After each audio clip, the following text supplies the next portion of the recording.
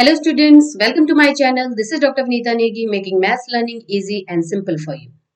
आज हम यहाँ पर पढ़ने वाले हैं ऑर्थोगोनल ट्रेजेक्टरीज इन पोलर फॉर्म। कैसे हम ऑर्थोगोनल ट्रेजेक्टरीज पोलर फॉर्म के लिए डिफाइन करते हैं, वर्किंग रूल क्या है और कुछ क्वेश्चंस भी हम यहाँ पर आज डिस्कस करने वाले हैं। तो जैसे कि हम बात करते हैं ट्रेजेक्टरी, आपके पास कोई भी फैमिली ऑफ कर्व्स दे रखा होता है। सपोज हमने कहा हमारे पास फैमिली ऑफ कर्व एक सर्कल दे दिया, ठीक है ना। सो यहाँ पे बहुत सारे सर्कल्स आपको मिल रहे हैं, ठीक है। अब मैं ये कहती हूँ सपोज हमारे पास एक सिस्टम ऑफ कर्व्स मिलता है जो हर एक सर्कल को एक पर्टिकुलर पॉइंट पे कट कर रहा है, इंटरसेक्ट कर रहा है।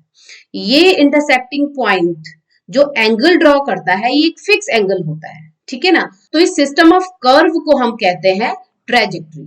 तो ये सिस्टम ऑफ कर्व कहलाता है trajectory for this given family of circles. Given family of curves, circle, parabola, ellipse कुछ भी हो सकता है, ठीक है। और ये आपकी जो ट्रेजेक्टरी है एक लाइन भी हो सकती है, एक एलिप्स भी हो सकती है, एक सर्कल भी हो सकता है। अब ये ट्रेजेक्टरी आपकी ऑर्थोगोनल हो जाती है अगर वो ऑर्थोगोनैलिटी की कंडीशन सेटिस्फाई करती है। मतलब ये जो ट्रेजेक्टरी है गिवन फैमिली ऑफ कर्व है, इसके बीच जो ये कांस्टेंट एंगल है, अगर ये कांस्टेंट एंगल 90 डिग्री हो जाए तो तब हम उस ट्रेजेक्टरी को ऑर्थोगोनल ट्रेजेक्टरी कहेंगे। मतलब ऑर्थोगोनल ट्रेजेक्टरी में आपकी जो फैमिली ऑफ कर्व्स दे रखी है उसके हर एक मेंबर का आपने स्लोप निकाला, आपकी जो ऑर्थोगोनल ट्रेजेक्टरी आई इस सिस्टम ऑफ कर्व्स के हर एक कर्व के लिए आपने स्लोप निकाला, इन दोनों का प्रोडक्ट -1 होना चाहिए। वो आपस में ऑर्थोगोनैलिटी की कंडीशन सेटिस्फाई करेंगे। इंटरसेक्ट जो कर रहे हैं वो 90 डिग्री पे इंटरसेक्ट कर रहे हैं, ठीक है ना। और अगर ये एंगल 90 डिग्री के अलावा कुछ भी है तो हम उसे नॉर्मली ट्रेजेक्टरी कहेंगे। अगर ये एंगल फिक्स है 90 डिग्री तो हम उसे ऑर्थोगोनल ट्रेजेक्टरी कहेंगे, ठीक है।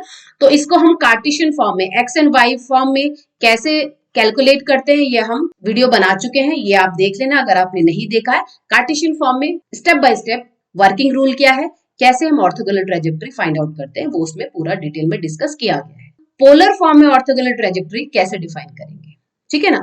तो जब हम पोलर फॉर्म की बात कर रहे हैं, पोलर फॉर्म मतलब हमारे पास अब आर एंड थीटा फॉर्म है। जब हम कार्टेशियन फॉर्म की बात कर रहे हैं तो हमारे पास एक्स एंड वाई था, हमारा कांस्टेंट एलिमिनेट हुआ dy बाई dx करते हुए, डिफरेंशिएट करते हुए, और फिर हमने dy बाई dx को माइनस dx अपॉन dy किया और हमें जो सॉल्यूशन मिलता है वो ऑर्थोगोनल ट्रेजेक्टरी कार्टेशियन फॉर्म में मिल जाता है। पोलर फॉर्म में हमारे पास जो इक्वेशन होगी ना वो r theta and something constant में होगी, ठीक है। ये आर्बिट्री कांस्टेंट c यहाँ पर भी हमें एलिमिनेट करना पड़ेगा जैसे कार्टेशियन फॉर्म में किया, और एलिमिनेट करने के लिए यहाँ हम जब डिफरेंशिएट करते हैं विद रिस्पेक्ट टू थीटा करते हैं, जैसे वहां विद रिस्पेक्ट टू एक्स करते थे, तो अब हमें जो मिलेगी equation r theta D R by D theta में इक्वेशन मिलेगी। नेक्स्ट स्टेप जो हम यहाँ करते थे, यहाँ पर क्या करना है, यहाँ पर आपके पास D are by D theta को आप रिप्लेस करेंगे minus R square D theta by D R से।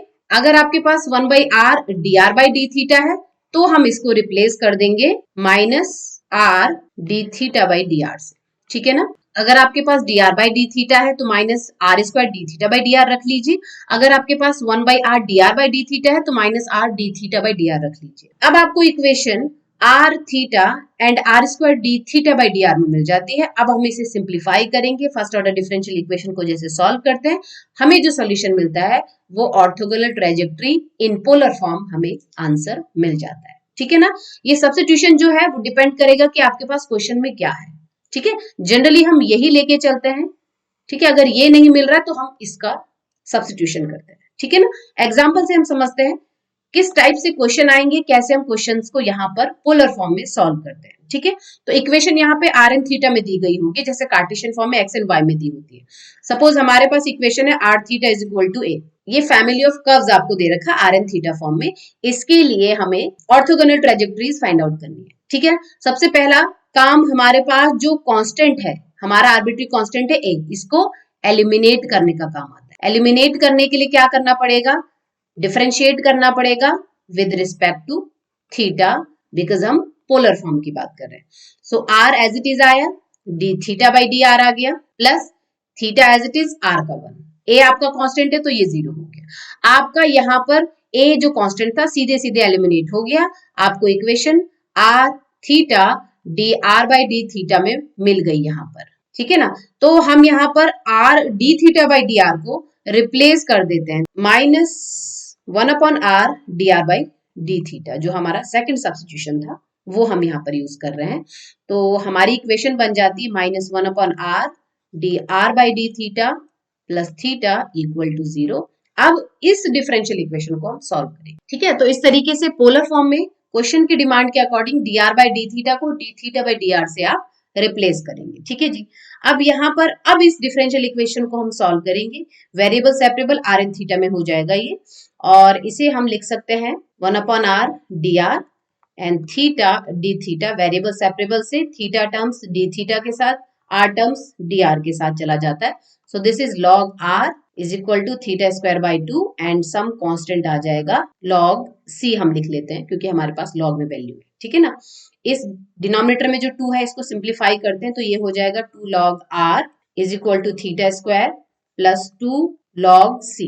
लॉग को एलिमिनेट करने के लिए हम इसको लिख सकते हैं log r square is equal to log e to the power theta square plus log c square. Log eliminate करके हमें वैल्यू मिल जाती है r square is equal to c square multiplied with e to the power theta square, log की property के according, और ये हमें आर एंड थीटा फॉर्म में, पोलर फॉर्म में ऑर्थोगोनल ट्रेजेक्टरी मिल जाती है, ठीक है ना। तो यहाँ पर भी स्टेप बाय स्टेप क्या करना है, सबसे पहले हमारा कांस्टेंट एलिमिनेट होगा। सी एलिमिनेट करने के लिए हमें क्या करना पड़ेगा, डिफरेंशिएट करना है। यहाँ हम डिफरेंशिएट करेंगे विद रिस्पेक्ट टू थीटा। आपका D theta by D R है, D are by D theta में कन्वर्ट होता है, ठीक है। आपके पास R D theta by D R भी हो सकता है, 1/r D R by D theta भी हो सकता है, उसके अकॉर्डिंग हम सब्स्टिट्यूशन रखेंगे, ठीक है ना।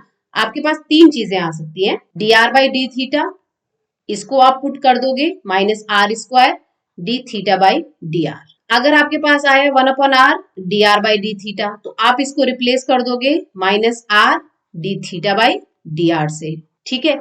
और अगर आपके पास R D theta by D R आ गया तो इसको आप रिप्लेस कर दोगे -1/r D R by D theta से। यही 3 फॉर्म्स जनरली आपके पास आती है रिप्लेस करने को। जैसे ही आपने रिप्लेस कर लिया, अब आपके पास फर्स्ट ऑर्डर डिफरेंशियल इक्वेशन आ जाती है, आर एंड थीटा में पोलर फॉर्म में हम उसे सॉल्व करेंगे, हमें सोल्यूशन मिल जाएगा, ठीक है। एक और एग्जांपल देखो यहाँ पर। तो क्वेश्चन है हमारे पास R square is equal to A square cos two theta. यहाँ पर ए आपका कांस्टेंट है जिसे हमें एलिमिनेट करना है। एलिमिनेट करने के लिए डिफरेंशिएट करेंगे with respect to theta. Differentiate करेंगे तो क्या मिल जाएगा, 2r d are by D theta. A square आपका कांस्टेंट है, कॉस टू थीटा का minus sine 2 theta and 2 theta का 2 आ जाएगा। यहां से हम इस 2 को क्रॉस कर देते हैं, ए स्क्वायर की वैल्यू हमें मिल जाती है negative r d are by D theta and denominator में चला जाता है साइन 2 थीटा, ठीक है। ये वैल्यू यहाँ पुट करते हैं तो आपका a एलिमिनेट हो जाएगा, that r square is equal to a की वैल्यू आ गई -r d are by D theta and cos 2 theta upon sine 2 theta, and we can write r is equal to minus cot 2 theta D R by D theta, ठीक है। So again d are by D theta है तो हम इसको replace कर देते हैं, D R by D theta को रिप्लेस कर देते हैं -r square D theta by D R से। जनरली हम यही यूज करते हैं, इसी एक फॉर्म को डिफरेंट 2 फॉर्म्स में हम लिख रहे हैं, बट मेन चीज यही है, ठीक है ना। तो हमारी गिवन इक्वेशन क्या बन जाती है, r is equal to minus cot 2 theta and d are by D theta की वैल्यू लिख देंगे negative r square D theta by D r. D R by D theta को रिप्लेस कर दिया, ये नेगेटिव पॉजिटिव बन जाएगा, ये क्रॉस हो जाएगा यहाँ पर। तो मैं थीटा टर्म्स एक साथ, आर टर्म्स एक साथ कर देती हूँ, डी आर अपॉन आर आ गया, cot 2 थीटा डी थीटा आ गया। अगेन ये वेरिएबल सेपरेबल फॉर्म में आर एंड थीटा में बोथ साइड इंटीग्रेट कर देंगे हम। सो यहाँ पे हो जाएगा log r, cot 2 थीटा का हो जाएगा log sine 2 theta and 2 theta का डिनोमिनेटर में आ जाएगा 2, 1/2 आ गया, प्लस कांस्टेंट जो है उसको भी मैं log में ही लिख लेती हूँ, log c। तो इस 2 को हम सिंप्लीफाई करते हैं तो ये हो जाता है 2 log r log sine 2 theta and 2 log c, या फिर मैं इसे लिख लेती हूँ log r square log sine two theta and multiplication आ जाएगा बीच में सी स्क्वायर। बोथ साइड हम लॉग एलिमिनेट कर देते हैं तो हमें मिल जाता है R square is equal to C square sine two theta. This is your solution and यही है orthogonal trajectory for the given family of curves. ठीक है, in polar form R and theta form में आपको ऑर्थोगोनल ट्रेजेक्ट्री मिल गया। Step by step क्या करना है, आपकी जो इक्वेशन है आर एन थीटा में दे रखी होगी, पोलर फॉर्म में दे रखी है। कांस्टेंट को एलिमिनेट करने के लिए डिफरेंशिएट करेंगे with respect to theta, dr by D theta को चेंज करेंगे डी थीटा बाई dr में, इंटीग्रेट करते हुए सॉल्व करेंगे, आपको ऑर्थोगोनल ट्रेजेक्ट्री मिल जाएगा। ठीक है, एक और क्वेश्चन देखो यहाँ पर, r is equal to 2a upon 1 plus cos theta. इसके लिए हमें ऑर्थोगोनल ट्रेजेक्ट्री फाइंड आउट करनी है। क्वेश्चन को थोड़ा सिस्टमैटिकली लिख देती हूँ, r plus r cos theta is equal to 2a। a को एलिमिनेट करना है अब, तो डिफरेंशिएट करेंगे थीटा के according dr by D theta plus r cos theta का हो जाएगा minus sine theta plus cos theta dr by D theta, क्योंकि यहां पर हो जाएगा 0 कांस्टेंट के लिए। ठीक है, अब यहां पर आपका कांस्टेंट एलिमिनेट हो गया, वैल्यू पुट करने की जरूरत नहीं है यहाँ पर, तो सीधे सीधे पहले मैं dr बाई डी थीटा को कॉमन ले लेती हूँ। यहाँ पर आ गया 1 प्लस कॉस थीटा और ये वैल्यू उधर जाके प्लस r साइन थीटा हो जाती है। तो यहाँ पर इसको मैं लिख लेती हूँ 1 upon r dr by D theta bracket के अंदर 1 plus cos theta is equal to sine theta. अब यहाँ पर जो वैल्यू है ना 1 upon r dr by D theta, इसको रिप्लेस कर देते हैं minus r D theta by dr से। तो ट्रांसफॉर्म इक्वेशन मिल जाती है हमें minus R D theta by D r 1 plus cos theta sine theta. इसको लिखते हैं हम sine theta upon 1 plus cos theta, और इसको सिंप्लीफाई करने के लिए थीटा टर्म्स डी थीटा के साथ, तो 1 plus cos theta upon sine theta d theta के साथ चला जाएगा d r upon r with negative sine. ठीक है, अब इसको सिंप्लीफाई करने के लिए हम क्या करते हैं, 1 प्लस कॉस थीटा को आई can right 2 cos square theta by लिख लेती हूँ, और साइन थीटा को मैं 2 sign theta by 2 cos theta by 2 लिख लेती हूँ सिंप्लीफाई करने के लिए। ठीक है ना, this is d theta minus d r upon are.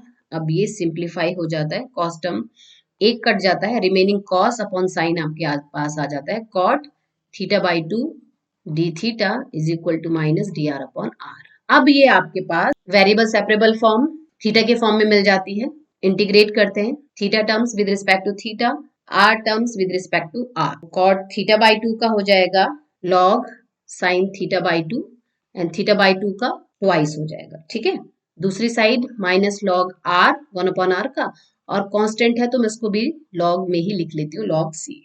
ठीक है, इसको सिंप्लीफाई करते हैं sign square theta by 2 and इसको मैं लिख लेती हूँ लॉग सी बाई आर। ठीक है ना, बोथ साइड लॉग रिमूव कर लेते हैं हम, तो c upon r is equal to आ गया साइन स्क्वायर थीटा बाई 2। वैसे आपका ऑर्थोगोनल ट्रेजेक्ट्री ये आ गया, बट हमें जो क्वेश्चन दे रखा था that 2a upon 1 plus cos theta में है, तो हम कोशिश करते हैं कि हम उसी फॉर्म में लिख लें। ठीक है, तो this is also the answer, but अगर ऑप्शंस में आपको आंसर ये नहीं मिलता, इसका मतलब आपको इसको थोड़ा सिंप्लीफाई करना पड़ेगा।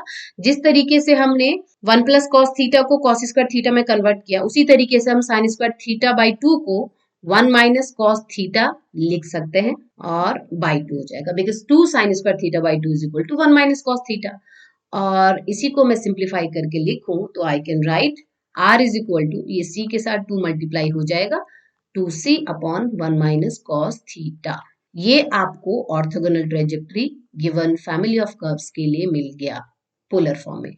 हमारे पास जो क्वेश्चन था r is equal to 2a upon 1 plus cos theta था, इसीलिए हमने इसके लिए जो ऑर्थोगोनल ट्रेजेक्ट्री निकाली उसको भी हमने r is equal to 2c upon 1 minus cos theta में ही रिप्लेस किया, और अदरवाइज ये भी आपके लिए ओटी ही है।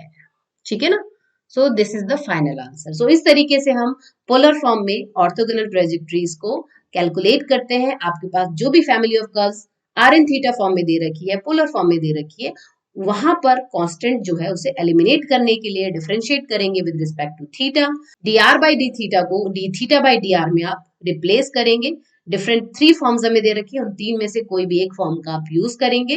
और अब जो नई इक्वेशन आपको r theta d theta upon d are में मिली, उसको सिंप्लीफाई करेंगे फर्स्ट ऑर्डर इक्वेशंस को जैसे हम सॉल्व करते हैं।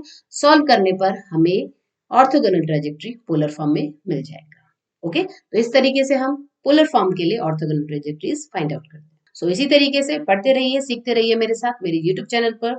Thank you so much, all the best.